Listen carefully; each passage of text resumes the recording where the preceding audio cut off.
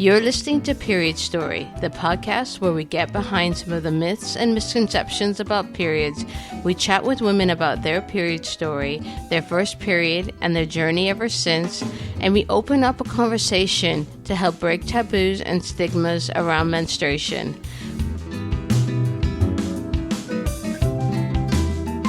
I'm your host, Lanice Brothers.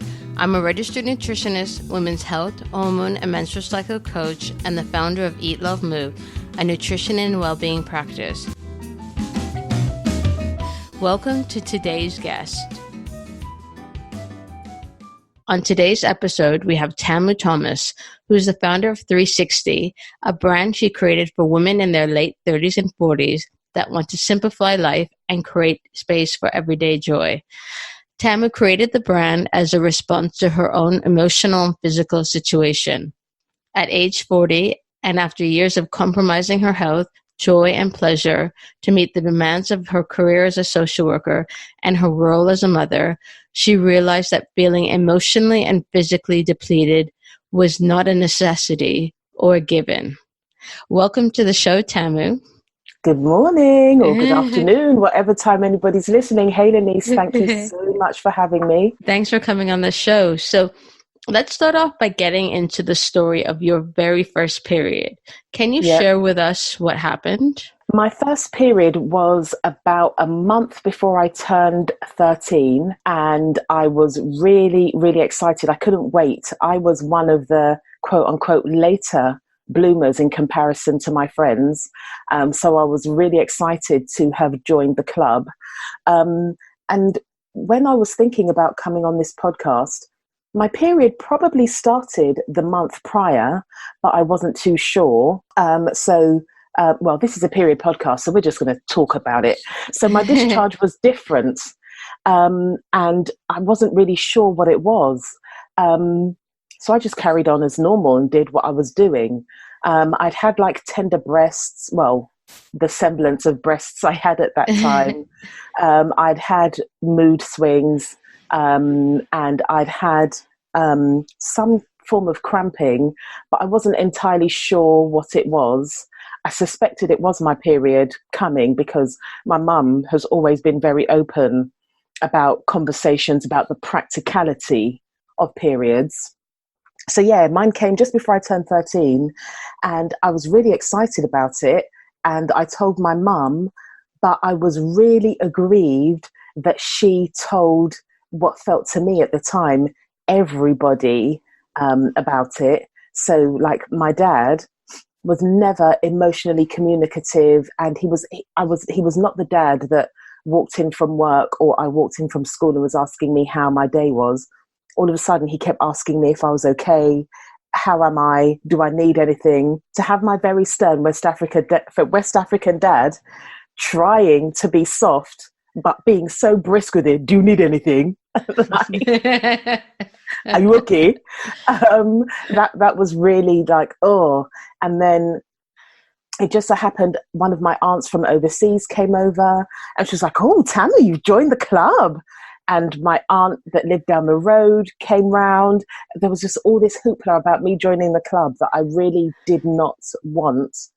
And my mum bought me this kit. It was a bright fuchsia pink, and it had tampons and sanitary towels, and it had it was a fuchsia pink tampon holder. And I remember not really being given much information about how to use these things, but being told that this was what I needed, and using a tampon for the first time, hymen fully intact, never even masturbated at that point, like not digitally inserting a finger or anything, and using this tampon and having it halfway out and walking like John Wayne. And my mum saying, what on earth is going on?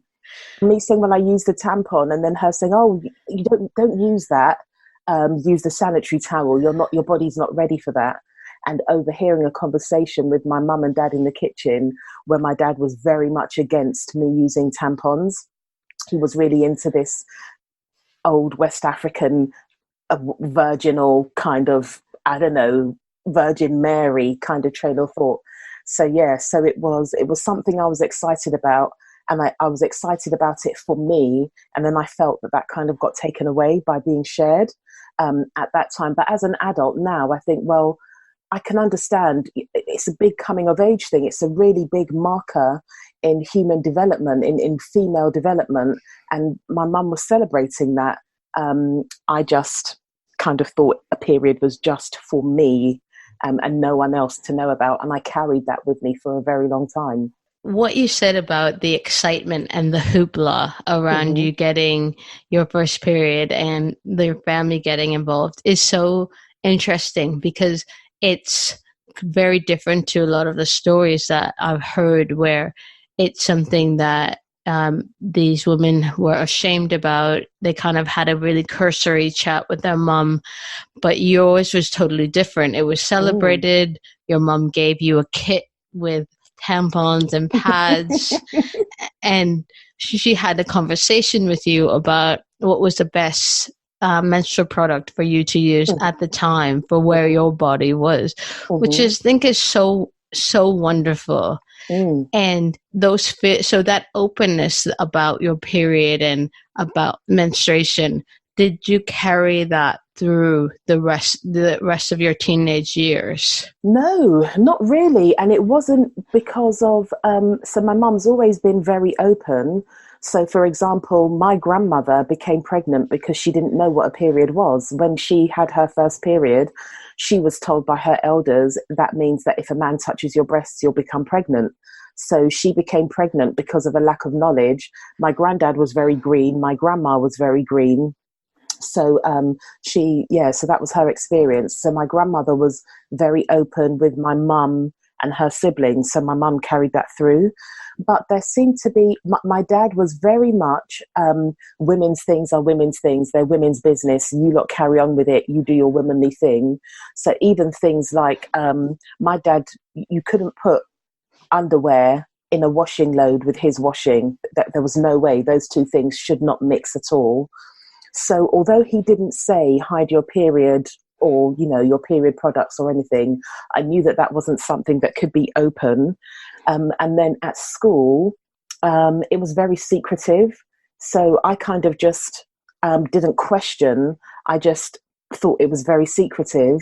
So although I was, for me, when I first started, excited about it, as soon as it became in the public domain kind of thing, I very quickly learned that it should be very secret. So it was going to the toilet with your sanitary towel somewhere very covert, making sure the toilet, the door to the main, like the main door to the toilets was closed, because the sanitary towel incinerator thing that we had in school was right by the door. And you didn't really want other girls, never mind boys, to see you putting your sanitary towel in the incinerator. So it very quickly became something that was a secret, and you kind of operated in a way whereby your goal was to make sure that your period happened without anybody knowing about it. So that's what happened with that. But I understood the mechanics of it. I can't remember a time where I wasn't having some kind of conversation with my mum about how your body works on a practical sense.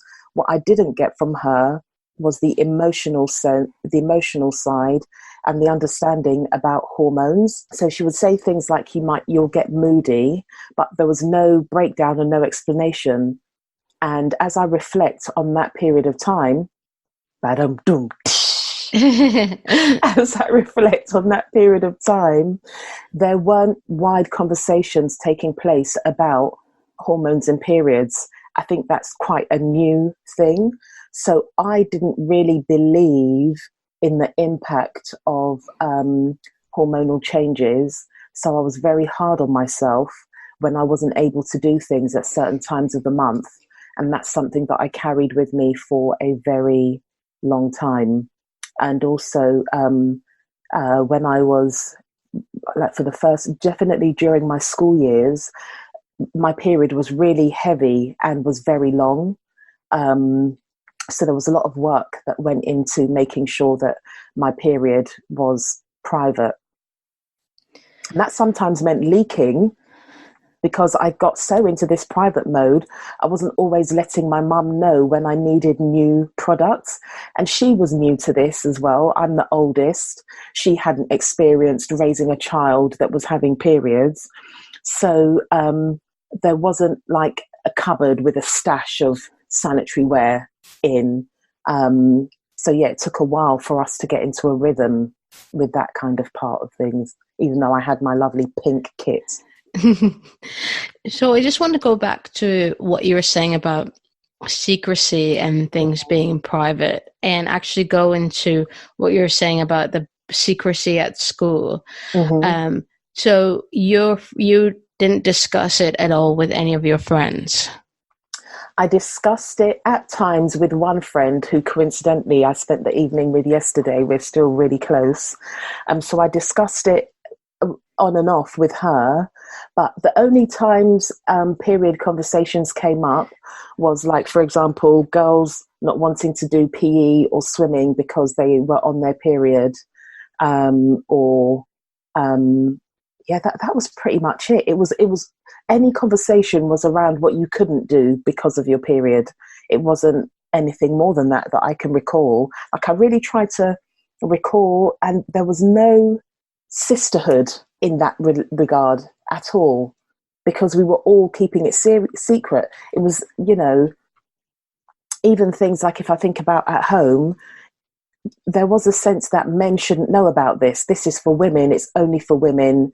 So period products, regardless whether it was morning, noon or night, had to be disposed of in the bin outside. It wasn't to be in a bin within the home and things like that.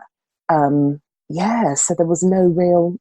And do you think you've mentioned the West African cultural element of, having underwear being separated, and what your father said about it's women things. How much of that cultural element do you think you've carried into the way that you think about your period and your hormones and your menstrual cycle? Well, I haven't really, as a child, or adolescent having periods. That's, you just did what your parents said and did, and that was it. As I started to make my own way in the world, to be honest with you, it's only in the last few years that I haven't been secretive about periods and period products. So if my bag is wide open and there's a tampon there, whoever sees it sees it. Like, I'm really not bothered. Whereas before, the tampon would be in a non-discreet looking bag somewhere tucked within my bag and all that kind of stuff.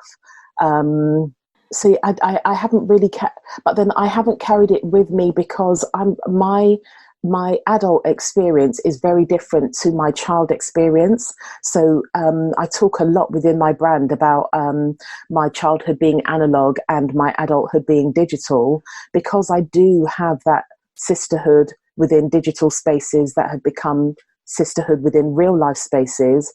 And because of people like you and Sally Beaton, me tracking my periods, learning about the different hormonal phases, and in tracking my periods, seeing how my hormones impact all of my life, all of my world, that doesn't exist for me anymore. And I know definitely, due to friendships that I had actually from my late teens, one of my friends, she's always been very open about conversations with periods.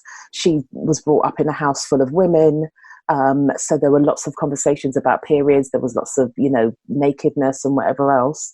So she used to talk about periods quite openly, which led me to be able to talk about periods openly, but without the wisdom we have now about the hormones and what periods means, and about it being a vital sign of health. So yeah, don't know if that answered, but that does. And so just playing on talking more about something you said about your childhood being analog and your adulthood being digital. Mm-hmm. With that kind of framework in mind, what do you know now that you wish you knew back then? What I wish I knew back then is